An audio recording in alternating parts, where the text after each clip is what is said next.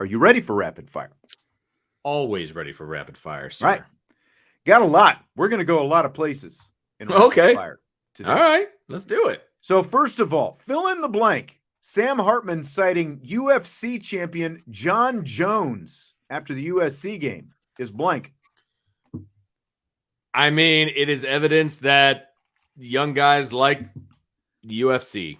I mean, I know there's old guys that like it too, but I'm just not one of them. So I was sitting there. It fell on deaf ears for me. And he said, just like Jon Jones said, and, you may not like some of the things that he says. And I'm like, who's this Jon Jones? Is he like some controversial philosopher that I don't know of? Or like, is he some political figure? Who is this Jon Jones? And then I got home and I looked him up and I'm like, oh, UFC heavyweight champion. Okay. Jon Jones. All right. And he just talked about butterflies and, like the butterflies lined up and all this different stuff. And you're right. I was going to ask you if you had any idea who Jon Jones was. I had never heard the name, at least of this Jon Jones. I've probably heard of other Jon Joneses before, but not this one. Yeah. And this isn't a popular take, I'm sure, but just not a UFC guy, not an Ultimate Fighting guy. I don't know. And I'm not a boxing guy either. So it probably all coincides, stick him in a cage. That's true. I don't know. It's just not my thing. It's true. Vince is a lover, not a fighter. He's not a fisticuffs kind of guy. Italian.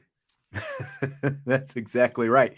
Now, on the subject of old heads, Zach says, as a couple of olds, not unlike me, what was your tape deck you played on repeat in high school?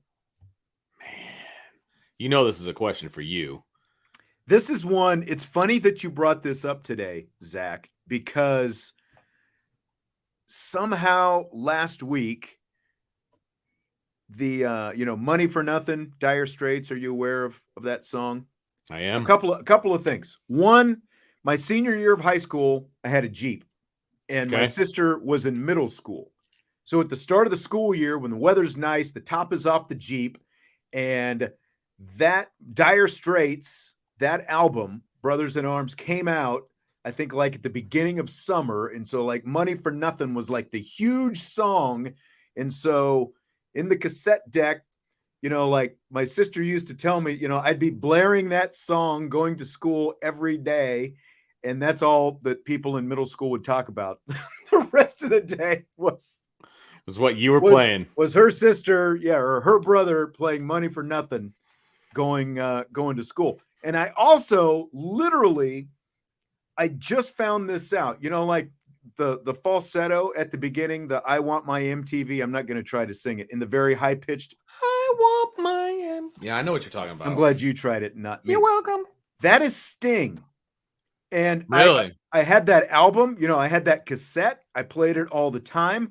I literally found out last week that was Sting who sings that part of the song. Never knew that was Sting with Dire Straits. So that was the one. That was the big one. After that, it would probably be Back in Black, AC/DC. That's nice. Those are nice. I've given you time to think of something. Well, so I mean, come up with something now. I didn't listen to the radio that often, to be honest with you. I was Apparently listening to not. sports talk and stuff like that. But when I did throw in, now it was CDs for me, right? But when I did throw one in, I had like the Dazed and Confused soundtrack. So there's some really good music in that movie. And so I would just have that thing on repeat. And I listened to a lot of weird stuff when I was a kid. Like I really liked the Temptations. I really like Michael Jackson, stuff like that. So, but I was very eclectic, throw a little Billy Joel in there, some classic rock. Okay. Yes, nice. I was all over the place. But like, I'm the kind of guy that I have no idea who's singing it or whatever, but I just like enjoy to sing along. That's I do. I sing along. I sound terrible. I sing along with all of it, and I don't even know who's singing it, but I enjoy it. That's right. So there you go. NH says first day junior year, The Cult, Sonic Temple. That's a good album as well. Firewoman, Sun King, both very similar sounding, but I like both of those as well. I've got that CD somewhere around here. Still, Ryan wants to know what hairstyles we were rocking in high school. I did my best to avoid like the mullet.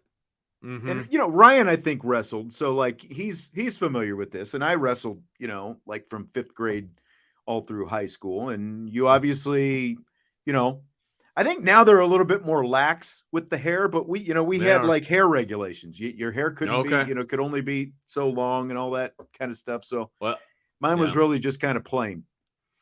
I had hair regulations because I went to Catholic school, and so you couldn't have your hair past the earlobes at my school, and you had to be clean shaven. But you could have, so the big thing when I was in high school in the late 90s was the sideburns. So like everybody grew their sideburns as low as they could because you could only go to the earlobes. So it's funny though, watching like some high school boys try to grow their sideburns because like if the whiskers aren't quite coming in, it's like pointy little scraggly hairs, basically. Yes, I never had that problem. I had the sideburns going as much as I could, but yeah, I didn't really have like long hair. It was the same as like the length of my side. So yeah. All right. Good question, Zach. You got us kind of sidetracked there. Yes, you did. Well, that's what we do. Let's get back to some football. What's more likely to happen? Notre Dame has one receiver top 100 yards in a game this season, or a running back not named Audric Estime goes over 100 rushing yards in a game? I think this one's fairly easy. I think this is going to be a running back. I do. I think there's going to be, and I think it might be Love. I think he's got the best shot at it, to be honest with you. So I'm going to take a running back, and I'll name one that's going to do it. I think so as well. And, again, we kind of went into this. It's been 21 consecutive games since Notre Dame had a wide receiver with a 100-yard game. The Fiesta Bowl. Lorenzo Styles. Oh, yeah. The Fiesta Bowl. The last 100-yard receiver the Irish had. So I agree. I would go with Jeremiah Love as well. I would lean that direction. But it just seems like it. And again, like Jesse and I were talking about yesterday, it's so crazy that in one game, Notre Dame had 2 pass plays of 70+ yards, and neither of those receivers got 100 yards. Got 100 yards in those games. Crazy. And they got what, 2/3 of it, or 70, whatever, more than 2/3 of it on those one pass plays, and they still didn't get to 100 yards. So I'm going with the running back as well. Yeah, I just don't see the consistency in the pass game right now. Yep. It's not that it can't be done. It's just, I don't know. I don't have a lot of faith in it. So this is the one that I saved the Sam Hartman question for. I'll ask my question first. Okay. So Notre Dame obviously has 2 losses right now with 4 games to go, not including a bowl. And there have been a lot of fans saying Steve Angeli needs to get more meaningful reps. So first, do you buy or sell that? Sell. It's a huge sell. Big time sell. I'm not changing anything about my depth chart to get younger guys in, right? If they prove themselves in practice and they prove to get, playing time, that's one thing, right? But it's not going to be a situation where like, oh, sorry guys, season's over. You're out, they're in. No, I'm not doing that. That's a huge sell. Completely agree. This is not developmental time just because you've lost a couple games. There's still a lot to play for. You still brought in a graduate transfer quarterback. You've still got the entire team to think about. You think about next year when it's time to think about next year. But the question that does go with this, that James asks, will Sam Hartman play in the bowl game with an agent opposing? So like his agent doesn't want him to. Is he going to still do it? If it's a New Year's 6 game, yes, he plays. If it's not, no, he doesn't. That's my caveat.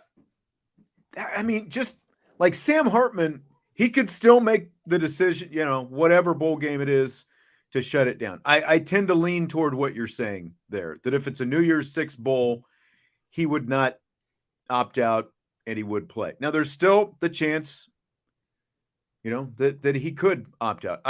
Sure. I think that he would do what you're saying, though. And it just seems like that's his personality. Agreed. Agreed. It doesn't seem like he would shut it down. I guess it wouldn't shock me if they made it into a New Year's Six and he decided not to play. I guess it wouldn't shock. I would be disappointed. And this is kind of what I was going to go toward this as well. He hasn't even, as Mr. 2.0 says, he hasn't even played himself into a day 2 yet. Can we, so like that's the other part. And that's what I was kind of like one of those sighs that I had, like he's not a definite NFL guy yet. There are still plenty of questions about Sam Hartman. I mean, just look at what's happened these last 4 games. There's still a lot that he has to There was answer. Opportunities for him to put the team on his shoulders, and it didn't happen. Yeah. I give you that. That's exactly right. I'll give you that. And that's kind of where we're at, right? And there's 4 games left. Well, a huge one on the road against Clemson. I mean, if he has a coming out party against Clemson, I think that puts some of the doubters to rest, to be honest with you, because Clemson's got a good defense. It's on the road, all of those different things. The other 3 games that they're going to play, it doesn't matter what he does, if I'm being honest. I mean, he still needs to go out there and be productive and be efficient and, all of those different things. But he's got one more opportunity in the regular season to turn some heads of NFL execs. Then, if they do win all 4 games, then he gets a chance to maybe prove them wrong again in the bowl game, right? Mm-hmm. So I think right now he needs to play in the bowl game. As Ryan Roberts says, Sam had a 6th round grade from the NFL before the season. No reason not to play. And I don't think that whatever his grade would be now would be considerably higher. There's no guarantee even right now that he's going to be at the combine in February. Woof. I hope so. I mean, there's no guarantee. Like if you're a 6th round, how many are you taking? How many quarterbacks go there though? That's a good question. I mean, Ryan can help us out here a little bit since he's in the chat. I mean, are there 10 quarterbacks that get invited? Is he a top 10 quarterback? Would 10 quarterbacks, if he's the 10th quarterback, does that mean he's a 6th rounder? Because we all know that quarterbacks get drafted higher than, maybe they should, right? So I'm curious to see what Ryan would say to that. I saw, I think it was last week at some point, like top 10 quarterbacks through, whatever weeks it was of the season, and he was not included in there. So yeah, Ryan says he thinks it's usually around 15. So you would think that he would get invited in that ballpark. But, so I mean, he's got to be top 15, right? Yeah, it's got 350 total players. Yeah. Okay. Yeah. So Ryan, is he in your top 15 right now, Mr. Rise and Draft? You got all the knowledge, dog. DK says Tom Brady was 6th round. That's true, but you still can't go. Okay. You still can't go on the outlier. Got it. How many other 6th round guys are in the Hall of Fame? I mean, modern 6th round guys are in the Hall of Fame. Brock Purdy, baby's on his way. Mm-hmm. Mr. Irrelevant. Yeah. So now tell me about all the 1st round guys who flopped. Yeah, exactly. Make your Ryan Leaf your all Ryan Leaf list. So, yeah. And then, Mr. 2.0, Ian Book was a 3rd rounder. What do you want to talk about overdrafting? That would be a prime example right there. Yeah. Prime example. Yeah, Ryan says Sam will no doubt be a Senior Bowl or EWS. I think that. A Senior Bowl invite would be huge for him, to be honest with you, because that's an opportunity to really work with NFL coaches, be around those scouts for all those practices. Right. I think that would be massive for him to get a Senior Bowl invite. Yep. Okay, so I've got some audio here. This is New York Post sports media columnist Andrew Marchand on the Marchand and Oran Sports Media podcast. The subject of Notre Dame's NBC football broadcast booth has kind of been a hot topic, not just in Notre Dame circles this week, but nationally after the national telecast Saturday night. So here is Andrew Marchand talking about the NBC Notre Dame TV booth. NBC, they struggled on Saturday for Notre Dame and USC, and it started with the booth, Jack Collinsworth and Jason Garrett. I said this about Collinsworth when he first started at the Notre Dame job. He doesn't have the experience that you need to be in that role, to be a play-by-player. He's a young guy. Chris Collinsworth, his son. But the idea is not that you're young or someone's son. It's that he just doesn't feel natural in that role because he hasn't done enough games to be on that level. And then you have a inexperienced game analyst in Jason Garrett, who started last year, and they've done some games, some USFL games as well. And I actually think Garrett, what he actually says is not that bad. I think there's something to work with. It's just he's very low energy, a little robotic. And so I think that gets lost. Maybe with a more experienced play-by-play guy, he might come across a little better. Flood obviously has had a lot of success in his career. Even if you look at the Big Ten team he put together with Noah Eagle and Todd Blackledge, they got that one right. That one's been a success.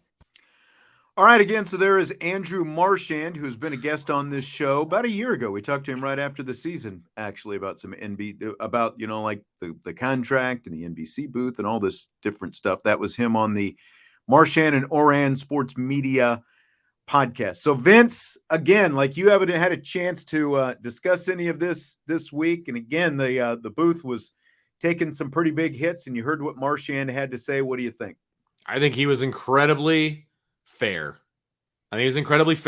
Yeah. I mean, he wasn't bashing those guys, but he's saying Jack Collinsworth doesn't have the experience to be in that booth.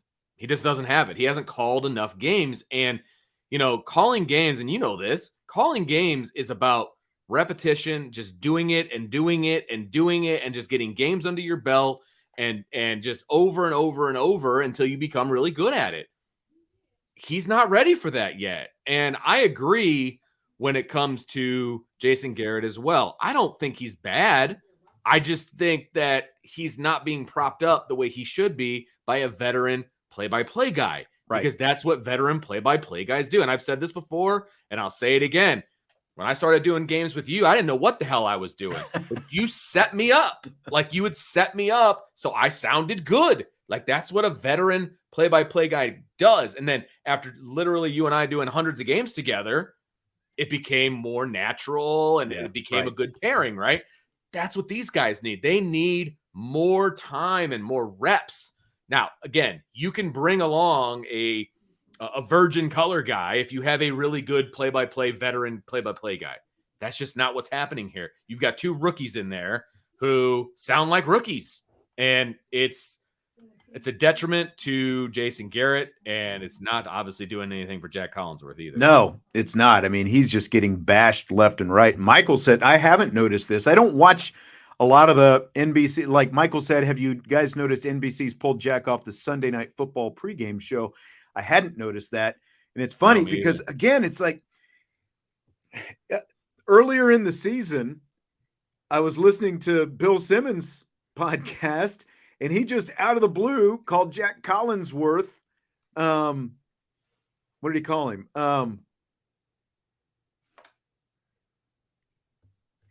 Try to think of. I'll think of it later. But he wasn't kind to Jack Collinsworth. Sure.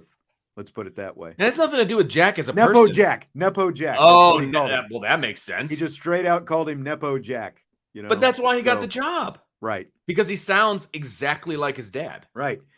But there's a big difference between an experienced analyst who sounds like Chris Collinsworth and an inexperienced play-by-play announcer who sounds like Chris Collinsworth, Jack Collinsworth. Basically. And here's the other thing, though. Chris Collinsworth is a color guy. He's not a play-by-play guy. And that's what I'm saying. Yeah. There's a big difference. Yeah, there's a big difference in what you need from those two positions. Right. But experience is the biggest thing. And this to me is kind of similar to the whole, like what Monday Night Football went through for several years. For about 15 years, after Al Michaels and John Madden went over to NBC, really the only talk you heard about the Monday Night Football booth, especially like it amplified in the Booger McFarland, Jason Witten failed experiment years, was how bad the Monday Night Football booth was, until Aikman and Buck took over it last year. That was the whole narrative and the whole conversation. That's all anybody talked about was like, why is the Monday Night Football booth so bad? And there's some similarity as well to like when Drew Brees was actually doing Notre Dame football a couple of years ago. And then remember when he did the NFL playoff game and he was just horrible. And it's like, there's a big difference between when a couple million people are watching you and now all of a sudden the audience is literally 10 times that. And like the audience the other night wasn't 10 times the normal audience of a Notre Dame football game, but that's what happened to Drew Brees. The audience got bigger, people pay attention, right? Yeah. And like, oh yeah, there's a big difference between Central Michigan on Peacock when Collinsworth and Garrett are doing that game and 7-8 million people watching Notre Dame USC, the biggest Notre Dame USC NBC TV audience in 18 years, which is what they had the other night. There's more scrutiny because more people are watching. Nobody complained when it was Noah Eagle and Todd Blackledge doing Notre Dame Ohio State because it was at least a competent booth. Eagle's about the same age as Collinsworth, but he is 10 times more experienced and qualified than Collinsworth. And that's essentially what it comes down to right now. If the play-by-play announcer was more qualified and better sounding, we probably wouldn't be having this conversation because of some of the stuff you were talking about. He could make Jason Garrett at least a little bit better. I've said it before. He could bring more out of Jason Garrett. And so, again, like to my Monday Night Football comparison, you don't have to have the best booth on TV. You just can't have the worst booth on TV. Right. And that's unfortunately what NBC has when they've got these two guys together right now. It is. And it is the worst combo on TV right now. And it's the most watched. And that's the problem, right? There are many other combos that I would rather have in the Notre Dame booth than these two. I mean, it just is what it is. And again, I know I've said this 1,000 times, but it's not Jason Garrett's fault. Jason Garrett comes across as, not energetic and all of these different things. He's just not getting set up. I mean, at all. And so he's having to pull the chain along with him. And it just makes him sound even worse. Yeah. Michael wants to know why we're having this conversation. And he put an LOL at the end. Okay. Well, we're having this conversation because, again, the TV audience was much bigger Saturday night. It was in prime time where more eyeballs are watching and listening, and they have been getting bashed by national outlets across the country. It's not just Notre Dame fans complaining now. It is national media personalities and outlets just openly on Twitter, on this podcast I was talking about, in print, bashing these guys. What do you think about this? It's just not a good look for anybody. What do you think about this, Sean? From Beezer12 Washing Beard. He says, we've been clamoring to have a Notre Dame guy in the booth, and when we have one, we crucify him. But that's because he's not good. He's not qualified. Look, people want it shouldn't matter. What you really want is a Notre Dame analyst. The play-by-play guy, no matter who, is supposed to be relatively neutral. And to me, watching that broadcast the other night, even though I know that we had some Notre Dame people complaining in the second half or they're talking too much about USC. That's always going to be a national broadcast, especially when you have these, bigger programs that Notre Dame is playing. NBC doesn't want a couple of homers in the booth. They want what's supposed to be a national broadcast. And it did feel like to me, especially from Collinsworth's standpoint, because a lot of people complained about how monotone they were and those kind of like he was trying to play it down the middle and not sound like he was a Notre Dame guy. It's almost trying too hard. That was the problem. And look, there have been critiques of this guy, and I've heard them, but he's not even the best play-by-play guy to come out of Notre Dame. Mike Monaco is better than Jack Collinsworth. Mm-hmm. And Mike Monaco has a ton of experience under his belt because he's just been calling games for years. And so if the prerequisite is to have a Notre Dame guy in the booth, and as a play-by-play guy, I would get Mike Monaco over Jack Collinsworth. I know they tried to get him on the radio a few years ago, and when Paul Burmeister ended up getting it, but he wanted the ability to still do his ESPN stuff and other stuff, and they shot it down. They wanted his only focus to be on, Notre Dame radio, which is odd because Burmeister is still allowed to do other things. He still works for NBC, but From what I've told, that's what happened. But and like Mike Monaco's in a much better place right now, because if he were only working for NBC, what else would he be doing? I mean, now he's doing Little League World Series. He's doing College World Series. He does Red Sox games. He does all over the place. He does college basketball. He does other college football games. He's able to do a lot of stuff by being where he's at and getting a lot of experience, which is what Jack Collinsworth should have been doing. But Michael Hahn makes a very fair and very accurate point. It's not Jack and Garrett's fault that they're in the booth. It's the fault of the execs to put them there. That's right. You don't hire yourself. They were ultimately hired. And so, like, not knocking them for taking the job, just they're in a national network TV broadcast booth, and that leaves them open to scrutiny every time they open their microphones. And, so it's like, no, I don't blame them for taking the job, but I just, it's up for criticism if they're not worthy of the job. And then, again, I don't know what else to say about it. No, you're absolutely right. I mean, and we did talk about it earlier in the week, but again, the reason I brought it up today is because you have yet again another, like, especially in the media circles, Andrew Marchand is very well known.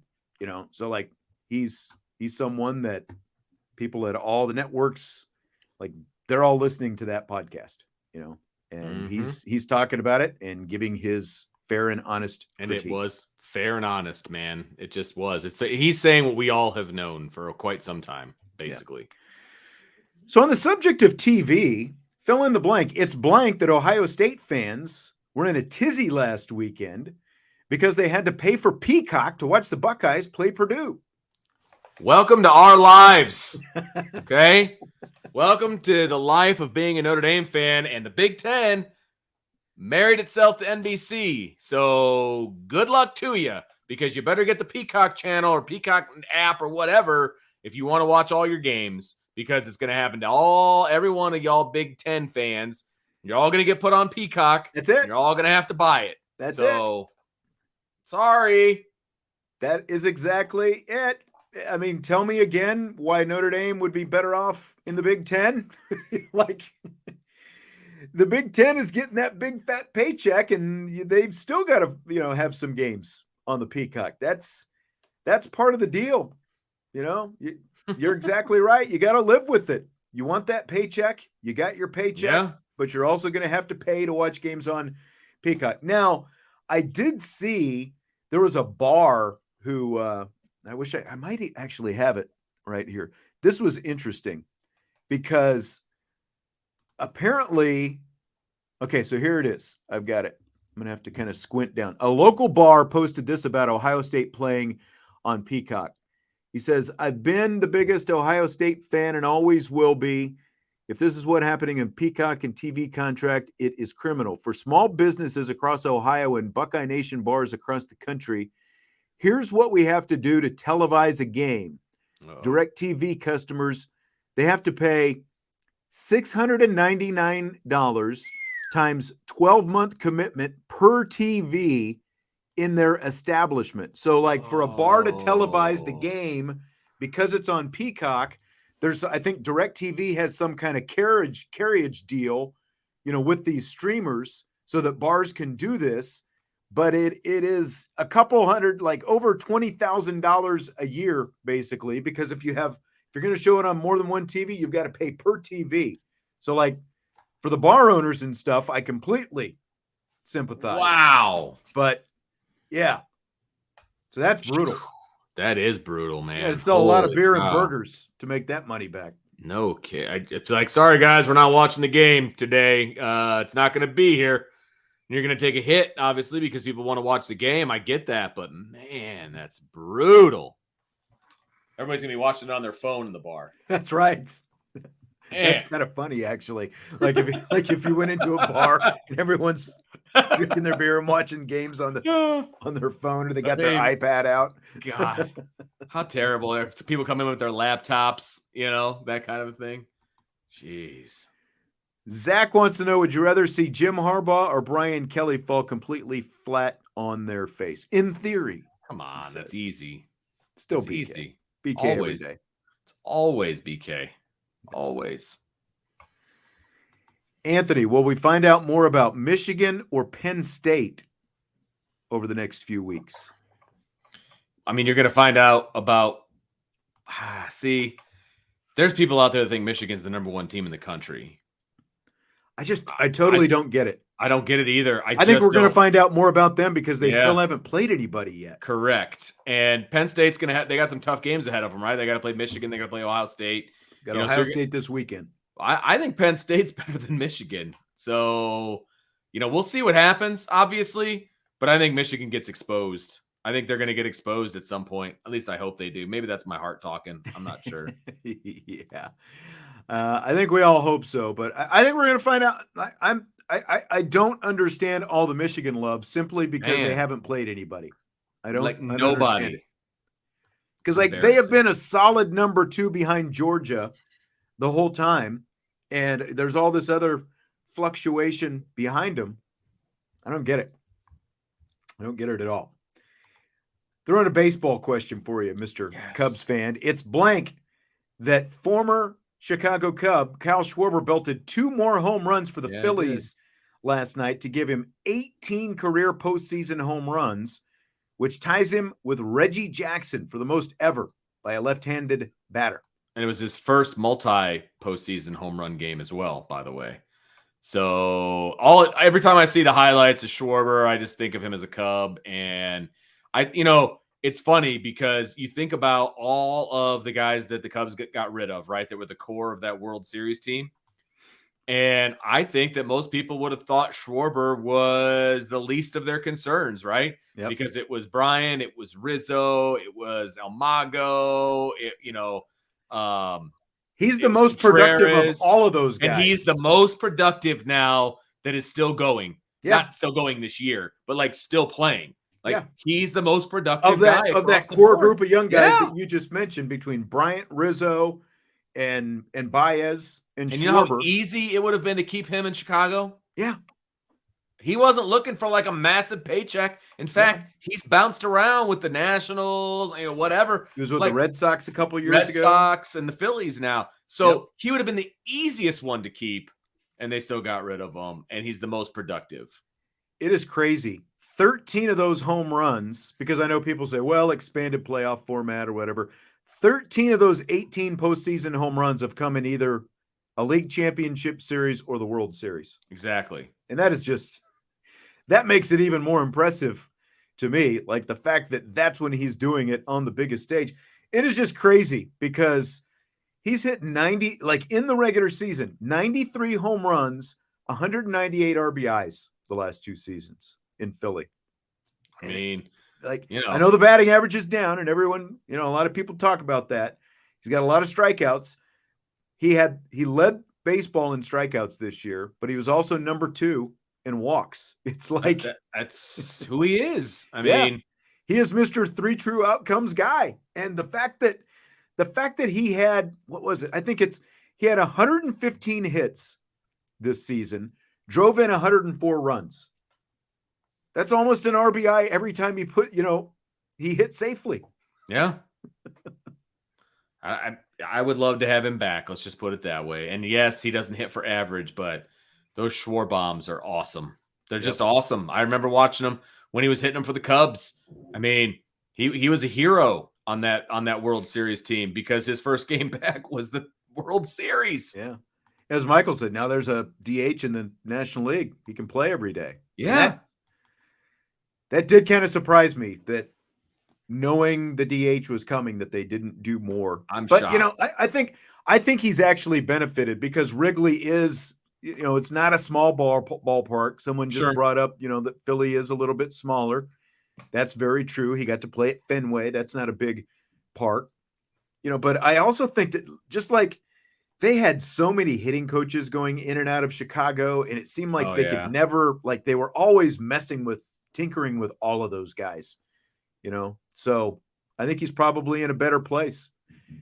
They won I think they went 70-42 and they moved him to the leadoff spot this year. Can't argue with it. Right. They put him in leadoff for the Cubs for a while. Remember that? Yeah. And that seemed like they had to send him back down to the minors afterwards because they said it screwed him up so bad. But again, remember that stretch, man? Like, Yeah. he just couldn't figure anything out. It seemed like he was all tied up, but it's a thing of the past now. So he was always, I loved watching him swing, Me too. Like, he was always putting the barrel on the ball, and they're just killing it in Philly right now. Castellanos is doing pretty well, even though he was only a part-time. He was a rental for the Cubs, but he won't be forgotten anytime soon. Nope. All right. Well, I think that is going to do it for tonight. Appreciate y'all joining us. We will be back once again to finish off the week tomorrow. Vince, I will talk to you then. Yes, sir. Hit the like button on your way out. And of course, subscribe, rate, and review. And we'll talk to you next time on IB Nation Sports Talk.